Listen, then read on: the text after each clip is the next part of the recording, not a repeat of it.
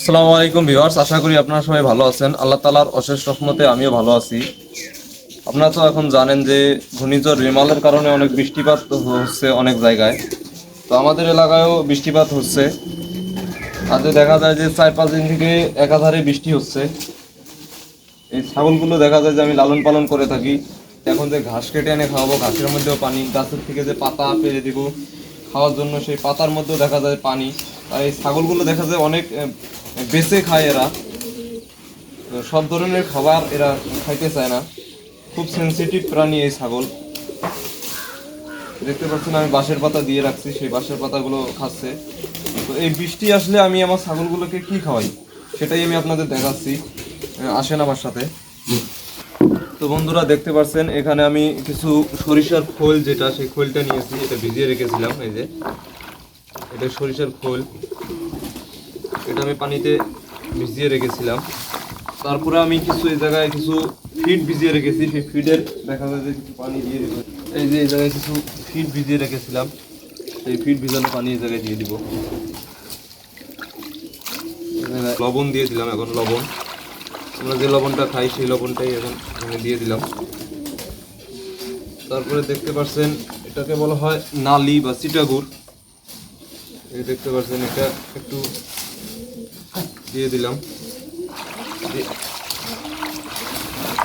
তারপরে দেখতে পাচ্ছেন এটা হচ্ছে খড়, এটা বাজারে কিনতে পাওয়া যায়। এই খড়টা আমি এখানে দিয়ে দিব।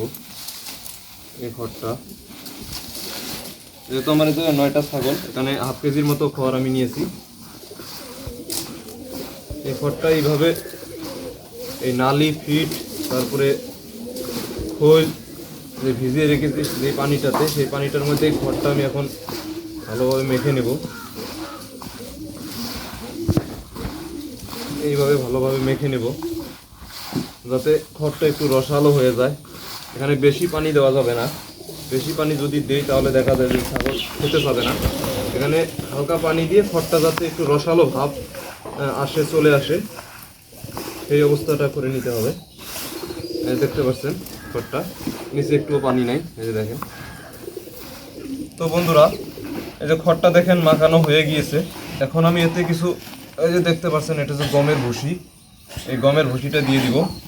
এই গমের ভুসিটা যদি না দিই তাহলে দেখা যায় ছাগল খেতে যাবে না, কারণ ছাগল তো ঘাস লতা পাতা খেতে পছন্দ করে। আর এই জায়গায় আমি খড় খাওয়াচ্ছি, তাই একটু এখানে গমের ভুসি দিতেই হবে। এই যে গমের ভুসি, গমের ভুসি মনে করেন যে আমি 200-250 গ্রামের মতো দিয়ে দিব।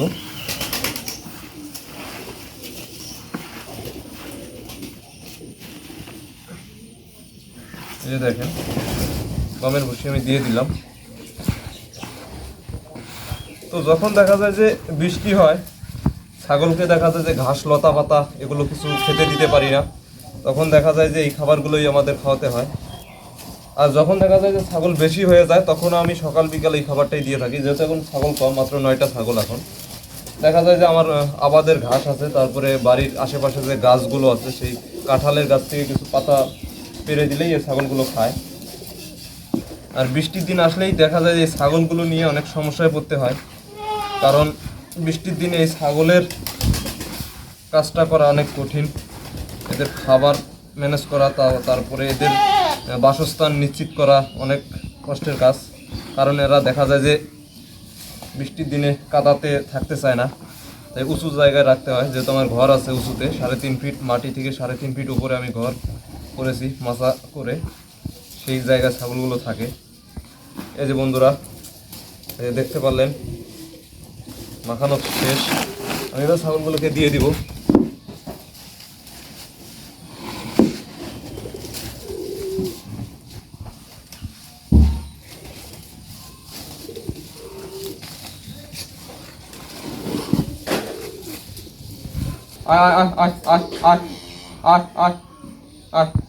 তো বন্ধুরা আপনারা অনেকেই ভাবতে পারেন যে এই ছাগলটার চেহারা এমন কেন, যেহেতু আমি ভালো ভালো খাবার খাইতে দিই, তাও এই ছাগলটার চেহারা এমন কেন। এই ছাগলটার একটা রহস্য আছে, আমি পরবর্তী ভিডিওতে আপনাদের জানাবো যে এই ছাগলটার চেহারা এত শুকনা কেন। তো বন্ধুরা আমার ছাগলগুলো দেখেন যে এখন খাচ্ছে। আমি আবার বিকেলে আসরের পর আবার এইরকমভাবেই এই খাবার দানাদার খাবারগুলো আমি আমার ছাগলকে দিয়ে দিব, যেহেতু এখন ঘাস আমি দিতে পারতেছি না। তো বন্ধুরা, আপনাদের যদি এই ভিডিওটি ভালো লেগে থাকে তাহলে অবশ্যই লাইক, কমেন্ট এবং শেয়ার করে দিবেন। আপনাদের সাথে আমার দেখা হবে আমার পরবর্তী কোনো ভিডিওতে। সেই পর্যন্ত আপনারা সবাই ভালো থাকবেন, সুস্থ থাকবেন। আল্লাহ হাফেজ।